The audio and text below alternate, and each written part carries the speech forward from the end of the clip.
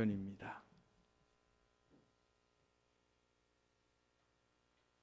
근데 우리 옆 사람하고 인사하면서 한 해를 잘 사셨습니다. 사랑합니다. 축복합니다. 같이 하겠습니다. 시작. 한 해 잘 사셨습니다. 사랑합니다. 축복합니다. 앞뒤로도 하시면 좋아요. 네. 할렐루야. 감사한 마음으로 한 해를 시작하고 감사한 마음으로 한 해를 이렇게 끝맺는다면 참 행복한 사람이 될 것 같아요. 그렇죠? 늘 찬양을 드리고 산다는 게 얼마나 좋은 거겠어요.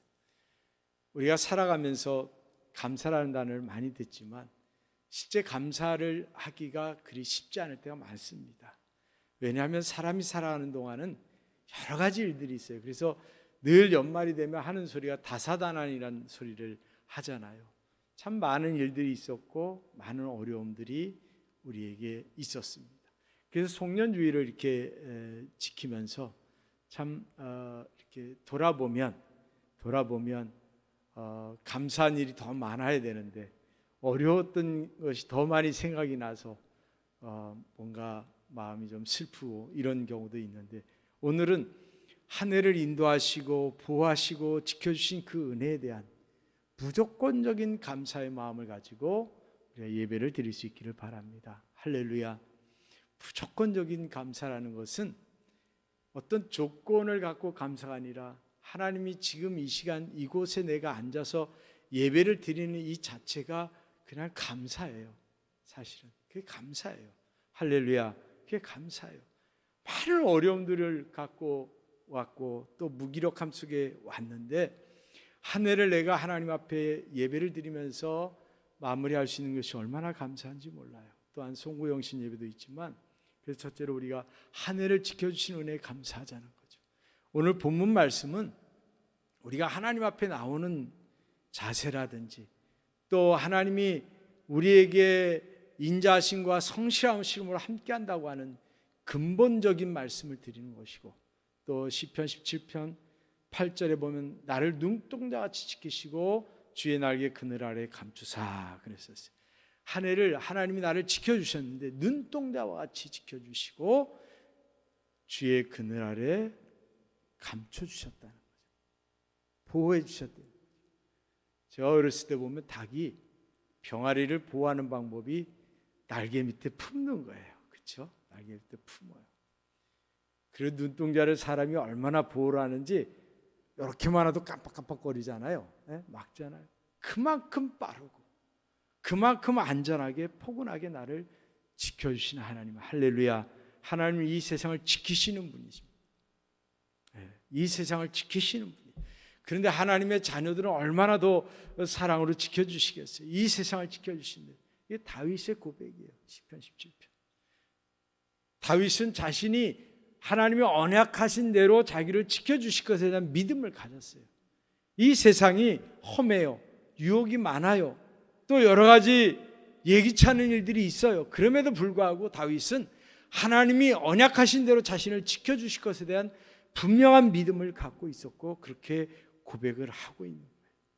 우리 역시도 마찬가지. 하나님이 나를 지켜주신다. 그런데 이제 우리는 거기에 뭐가 하나 붙잖아요. 왜? 근데 왜? 왜 이렇고? 왜 이렇고?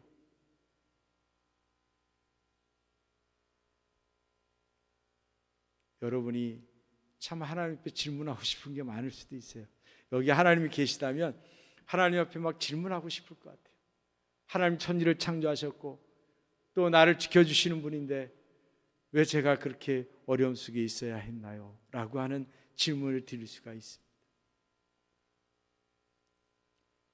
그러나 우리가 제가 늘 말씀드린 게 뭐냐면 지나고 나서 뒤돌아보면 감사라는 거예요. 참 신기해요. 우리 그리스도인들은 그 닥쳤을 때나 앞으로 갈 때는 참 이게 감사가 힘든데 딱 지나고 나서 뒤돌아보면 감사하더라 이거예요.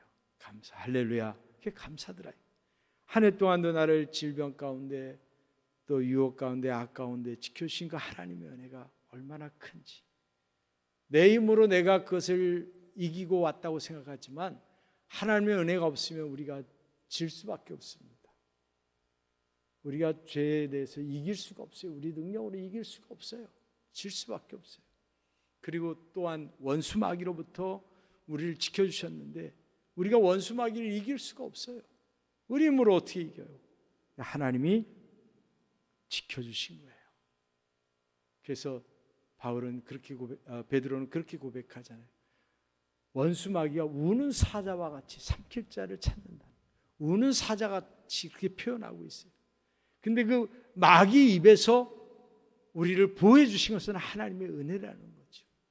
마귀 입에서 우리를 보호해 주신 게 하나님의 은혜인 거예요. 내가 그 마귀를 이기고 뭐 입을 막 닫아가지고 나를 내가 스스로 보호한 게 아니라 하나님의 은혜로 보호를 받았다라고 하는 거죠. 지금까지 지내온 게 주님의 은혜입니다. 할렐루야. 내가 예수님을 그리스도로 고백을 하고 구세주로 고백하고 살아온 이 신앙의 고백들이 그냥 된 게 아니라 하나님의 은혜로 된 거라. 어떻게 내가 그렇게 고백할 수 있겠어요? 지나보면. 그런데 나는 늘 하나님을 아버지라고 고백하고 있고 예수님을 구세주라고 주님이라고 그렇게 우리가 고백하고 있잖아요. 이게 얼마나 큰 은혜인지 모릅니다. 할렐루야. 그 다음에 고난 가운데 함께해 주심에 대한 감사입니다. 시편 91편 3절에 보면 이는 그가 너를 새 사냥꾼의 올무에서와 심한 전염병에서 건져주실 것입니다.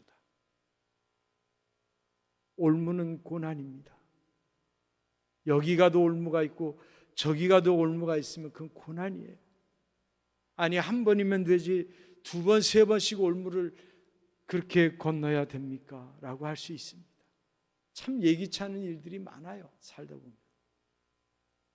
그래서 바울은 디모데에게 편지를 보내면서 하나님이 자신을 모든 악한 일에서 건져주셨다고 고백하는 거예요. 악한 일에서 건져주셨다.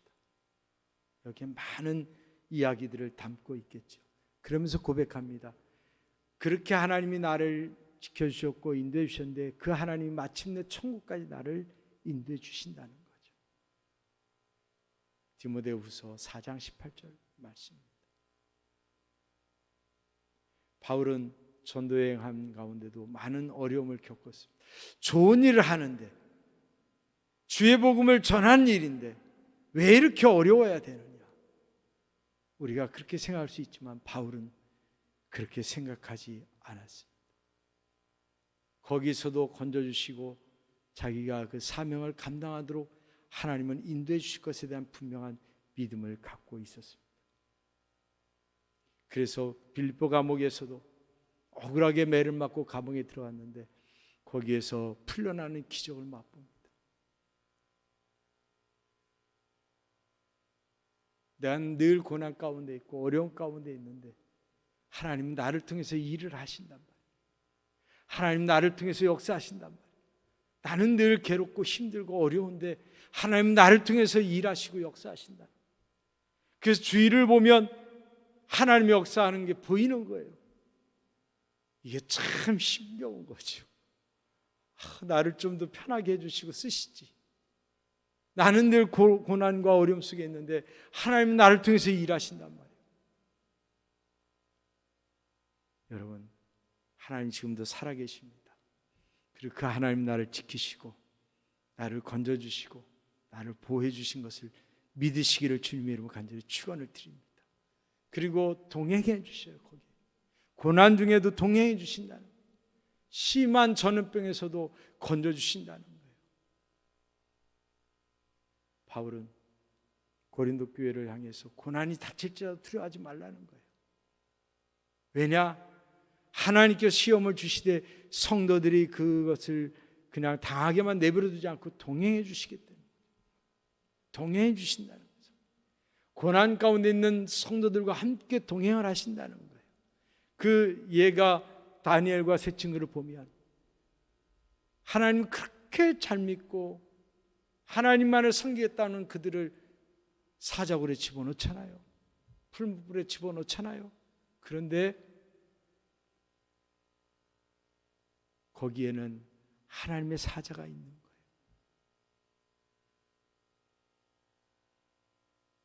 우리 생각에는 거기 안 들어가게 해야지 라고 생각하지만 거기 들어갔는데 거기에 하나님이 함께 하신다는 거예요. 거기에 시련과 고난은 그래서 하나님과 멀어지는 게 아니라 성도가 더 하나님과 친밀해지고 그 안에 하나님과의 비밀을 쌓는 시간이 되는 거예요.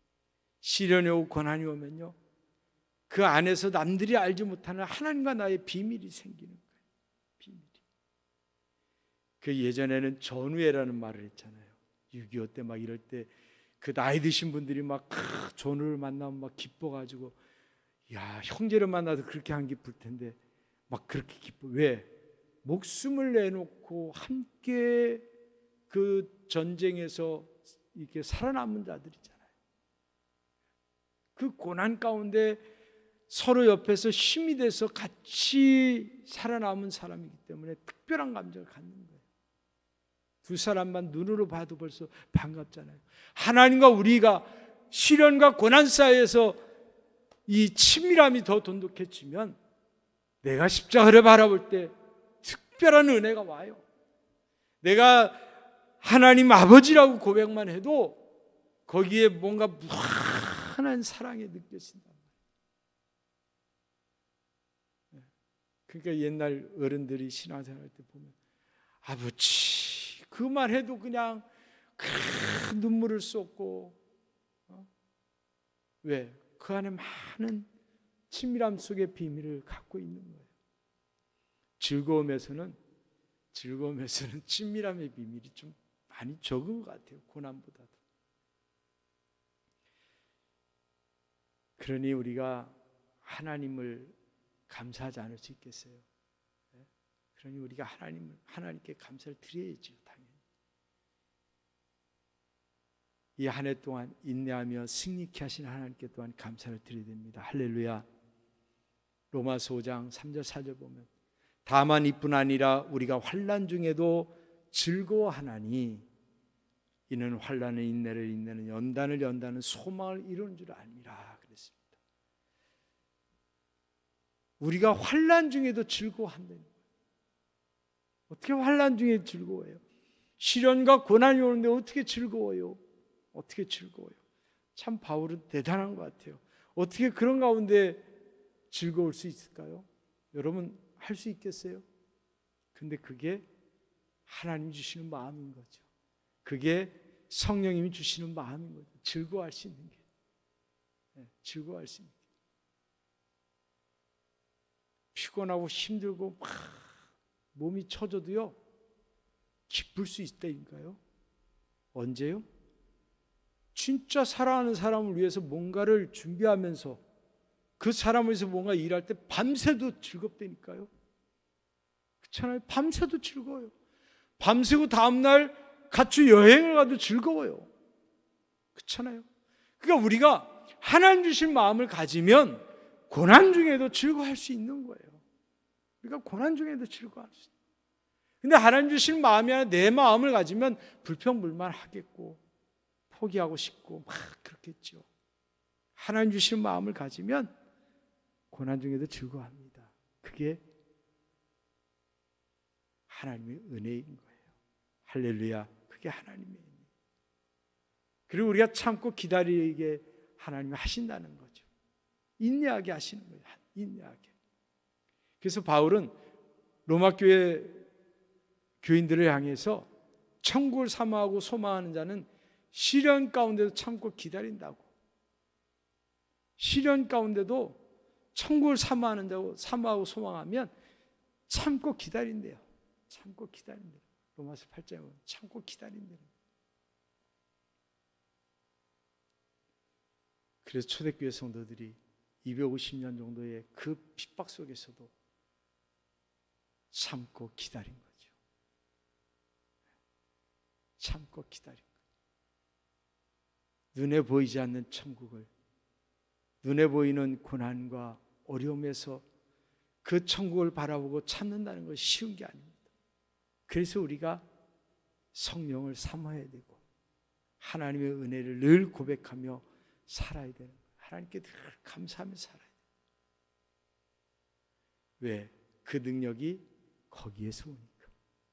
내가 참고 견딜 수 있는 능력이 하나님께로부터 오기 때문에 우리가 늘 감사하고 찬양하며 살아야 돼요. 할렐루야. 제가 에티오피아 김태훈 선교사를 이제 안 지는 그리 오래되지 않았습니다. 올해 제가 알게 됐는데, 그 김태훈 선교사는 서울대 의대를 나와서 한국에 잘 나가다가 하나님이 선교사의 사명을 주셔서 에티오피아로 떠납니다. 돈도 명예도 다 버리고 복음을 위해서 떠났는데 에티오피아 가서 1년 정도 된 뒤에 파킨스병이 와요. 지금 많이 진행이 돼서 좀 부자연스럽고 어려운 상태에 있습니다. 아니, 여기서 잘 나간 사람이 복음 전하러 선교지 갔더니 파킨스병이 와요. 이게 말이 돼요, 사실은? 그렇잖아요. 그런데 그 선교사님이 고백을 하는 겁니다. 나는 죽겠는데 나보고 에티오피아에 있는 사람들을 위로하고 복음을 전하라는 거예요. 내가 지금 파킨스병으로 힘들어 죽겠는데 여전히 나는 고난 가운데 있는데 하나님이 전하래. 근데 중요한 것은 구원의 역사가 일어난다는 거예요. 나는 늘 여전히 고난 가운데 있고 힘겨운 가운데 있는데 복음을 전하면 구원의 역사가 일어난다는 거예요. 그게 바울도 그랬잖아요. 바울도 늘 고통과 어려움 속에 있는데 가는 데마다 복음의 역사가 일어나는 거예요. 복음의 역사가. 여러분도 그렇잖아요. 어려움 속에 있잖아요. 고난 가운데 있잖아요. 여러분을 통해서 구원의 역사가 일어난단 말이에요. 그거 어떻게 하라고요? 그래서 김태원 선교사는 자기는 그 사명을 감당하고 있어요. 억지로 하는 게 아니라 즐겁게 하고 있습니다. 일이 되는 것 같지 않아요. 그런데도 거기에 대한 두려움을 갖지 않습니다. 왜? 하나님이 하시는 거니까. 하나님이 하시는 거니까. 그래서 그 선교사님 말씀대로 고린도후서 1장 4절에 우리의 환난 중에서, 우리의 모든 환난 중에서 우리를 위로하사 우리로 하여금 하나님께 받은 위로로서 모든 환난 중에 있는 자들을 능히 위로하게 하시는 이시로다. 그러니까 내가 하나님께 위로를 받아서 그 위로를 받은 것 가지고 모든 사람에게 또 위로를 주는 거예요. 그게 그분의 신앙의 고백입니다. 그것이 그렇게 돼야만 복음의 가치가 나타나는 거예요. 여러분이 믿는 예수 그리스도의 가치, 여러분이 전하는 복음의 가치가요 드러나야 될 거 아닙니까? 근데 그게 여러분이 잘 돼서 좋아서만이 아니라 고난 가운데 여러분이 전했는데 그 역사가 일어난단 말이에요. 얼마나 대단해요. 근데 사실 복음은요 고난 가운데 꽃피더라고요. 세계 기독교 역사도 그렇고 한국의 기독교 역사도 그렇고 평안할 때 복음의 꽃이 활짝 피지 않았어요. 다 고난 가운데 복음의 꽃이 피었어요. 참 신기하죠. 고난 가운데 복음의 꽃이 피었어요. 한국 사회뿐 아니라 지금 인류가 바이러스로 힘들잖아요. 이런 고난 가운데 복음의 꽃이 피울 수 있는 가장 좋은 시기라는 거예요. 우리가 언제 이런 고난을 겪어봤어요? 요 근래 들어서 우리가 경제적으로 또 환경적으로 우리들이 얼마나 고난이 있었어요? 없었어요. 별로 없었어요. 80년대까지는 고난이 있었지만 90년대 들어서부터 약 30년 가까이는요 그렇게 크게 고난이, 물론 IMF가 있었지만 그거는 온 인류는 아니잖아요. 온 세상은 아니잖아요. 우리에게 이런 특별한 기회는 어떻게 보면 복음의 꽃을 피우라는 기회입니다. 여러분, 우리가 같이 꽃을 피울 수 있기를 바랍니다.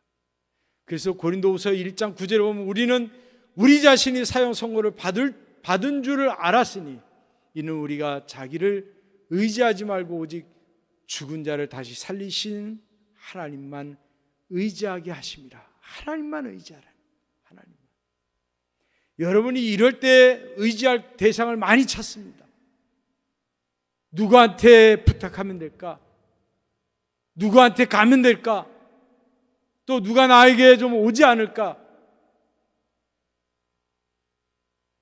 이럴 때 절망 가운데 있을 때 하나님만 의지하라. 사형 선고를 받은 줄을 알았으니 그랬어요. 이미 죽는다는 걸 알았다는 거죠. 그러니까 하나님만 의지하게 하십니다. 하나님만 의지하라. 하나님은 못하실 일이 전혀 없으신 분. 할렐루야. 그 하나님을 의지하시기를 바랍니다. 우리가 이 어려운 상황을 잘 견디고 이겨야 되는 이유는 우리가 하나님의 뜻을 행하는 위해 약속하신 것을 받기 위해서. 네, 여러분, 하나님의 뜻을 행한 뒤에 여러분을 위해서 준비한 상이 있잖아요. 은혜가 있잖아요. 그것을 받아야죠. 여러분이 열심히 살았는데, 이 땅에서 견디고 버티고 살았는데 하나님 나라 갔더니 상이 없어요. 너무 서운할 거 아니에요. 그렇죠?